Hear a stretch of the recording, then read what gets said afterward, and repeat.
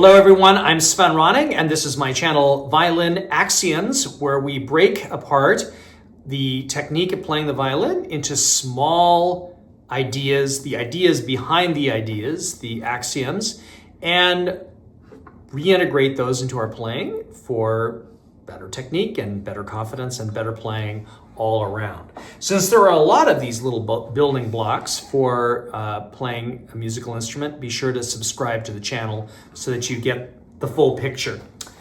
Okay, today we're going to do 5 more axioms for better shifting. So the first of these is that the right hand and the left hand should, at least mostly, move at the same speed.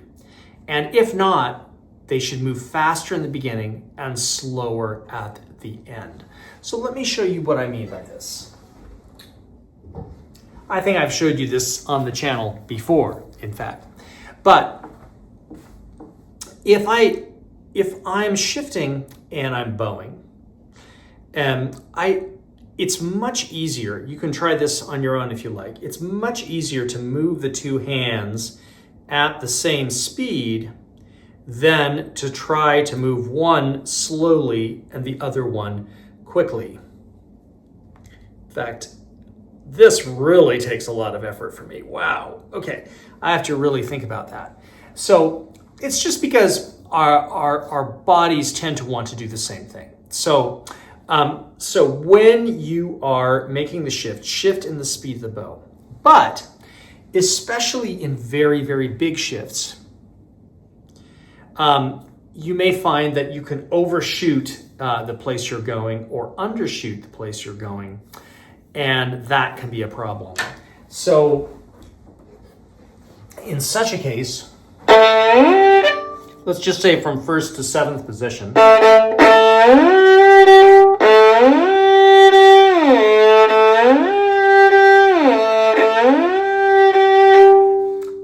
a great way to think about this is to think about shifting quickly on the departure and arriving a little more slowly. I actually learned this by watching planes at the airport. You'll always see them depart quickly. They'll blast off at a very fast speed from the runway in a very high rate, quick rate of ascent. But as they land, they'll come in very slowly at a very shallow rate of descent. And so if I want to think about moving like in a hoop, like flying over the pole, as I've talked about in the channel already, then traveling a little quicker, and then as I approach my final destination, I'm going to slow down the shift ever so slightly. Okay, so fast departure, slow arrival, but in general, within the speed of the bow when you're playing, tends to synchronize the elegance of shifting better. Okay, number 2 is that when you're shifting from one point to another, it's better to not just think about 2 different notes, but a constellation of notes. I just demonstrated a moment ago on the G string, 1st position to 7th position. And I might be combining any number of those. First finger to first finger. But I might be going up to 4th finger, or I might be going from 2nd to 3rd finger, or any number of these. If I'm really aware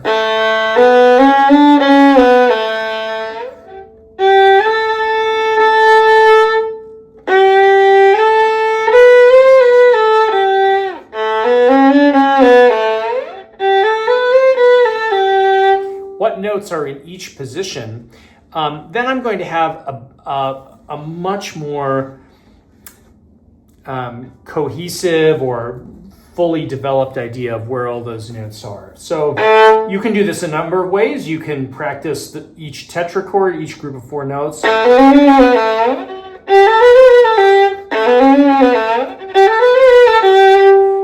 As a bigger collection of the subset that you're ultimately going to choose, or you can just go back and forth.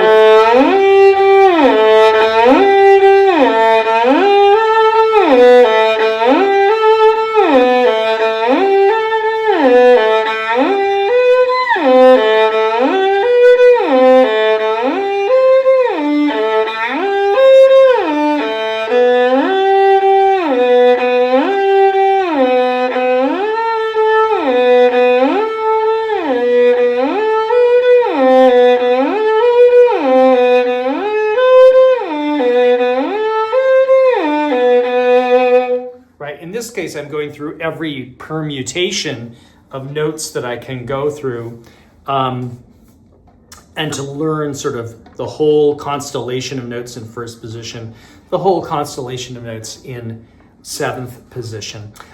This is a principle you can apply by, especially if you use the book Exercises for Change of Position by Gaylord Yost. He goes into that kind of approach. Okay,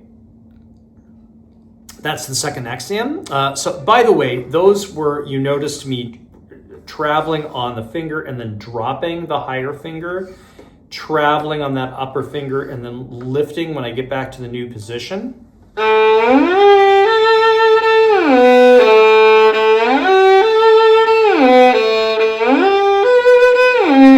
That is known as a classical shift.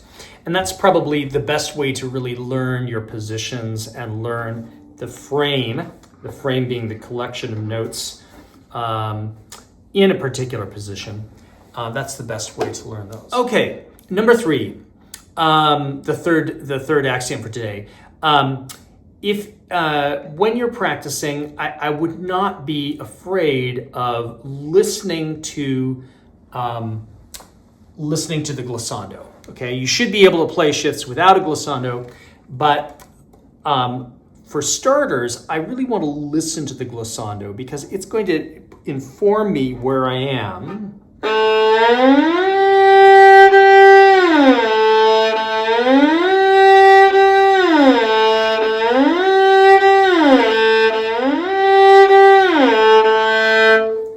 Okay, and once I've done that, then I can do any number of things once I'm more comfortable with where I am, but starting by just really using the glissando for navigation. Later, there's different ways I can get rid of the glissando. The more I press in the left hand, the louder the glissando will be. So conversely, if I want a more discreet glissando,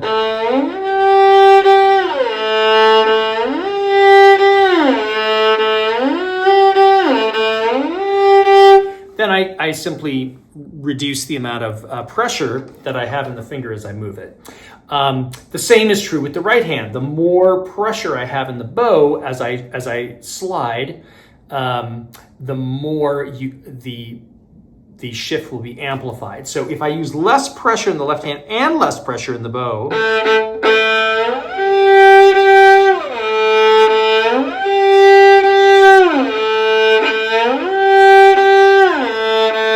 then I'm really going to be concealing the shift in a fairly optimal way. Okay, if I shift very quickly and do all of that stuff, then of course it'll be the most optimal of all. But I think starting with the snail trail, one might say, of a glissando is a great way to begin to navigate and to use the breadcrumbs of the glissando to help me find my way to my new note and find my way back home. Okay. Number 4 is a paradoxical idea that I think is nevertheless true in finding notes accurately. And I've heard teachers say this before in a somewhat ironic way, but I think it really is true, and that is that it is better to be sharp than out of tune. I know this doesn't make sense, but, and of course, you should not, the goal is not to be sharp. The goal is simply to be, it's much easier to make a sharp note flatter than it is to make a flat note sharper. Let me show you what I mean. I'm going to grab this pencil with my fingers, and you'll notice that what I do actually, when I grab the pencil, or indeed when I grab my bow or a violin or whatever, I actually reach past the pencil, and then I pull back, right, into my thumb to use the pencil. Same is true with my violin. Same with any object that I touch. I always reach past the object, pull it to the center of my hand, and then pull it to me, okay? So when I am putting a finger down on the fingerboard, if I want to get a good grip on it, I'm going to reach past the note, and then I'm going to pull down to the thumb, which means that in some very slight, very subtle way, each note that I put down is slightly pulling flat to the thumb when I press down to play.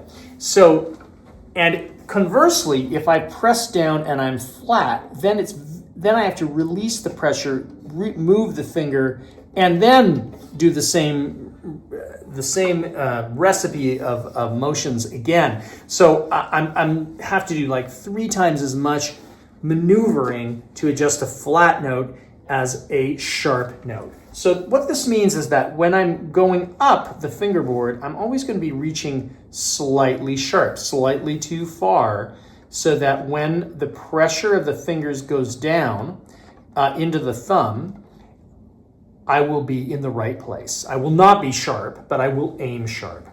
Conversely, on the way down, I'm actually going to make my shifts a little narrower than I normally would. Again, so that my fingers are sharp on the fingerboard, and when the pressure goes down, they fall into the thumb and get grabbed in exactly the right intonation, okay? So thinking about better sharp than out of tune is just a shorthand for saying if you aim a little high and pull back to the thumb, you should be just right.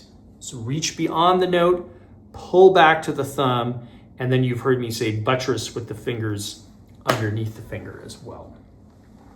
All right, and then the 5th axiom for today for better shifting is that once you have found the right note, don't just leave it right away, okay? With anything that you've accomplished and worked hard to do, sit on it for a minute. Just take a mental note, mental picture. How does this feel? How does my thumb feel? How do my shoulders feel? How does my body feel? What note am I playing exactly? Just take a moment to press save, to say it like that, so that you have an image of what it is that you want and you keep coming back to it. So again, maybe if I'm going up,